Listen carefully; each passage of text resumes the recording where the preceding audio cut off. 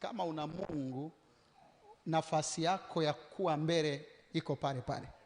Ndio maana maandiko yanasema wa mwisho atakuwa wa kwanza. Tuko kwenye zama hizo ambazo wa mwisho anaruhusiwa kuwa wa kwanza endapo atakuwa serious. Umenielewa?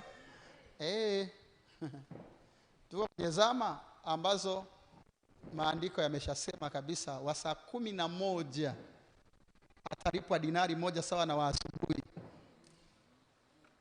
Ndio majira haya ya kinabii. Sio kwenye injili tu, hadi kwenye biashara. Yaani wewe unaanza biashara ndani ya mwaka mmoja inakuwa kuliko ya mtu aliyeanza miaka 10. Kwa sababu ya kitu kimoja tu, nini? Uwepo wa Mungu. Tusome Wafalme wa kwanza sura ya 18.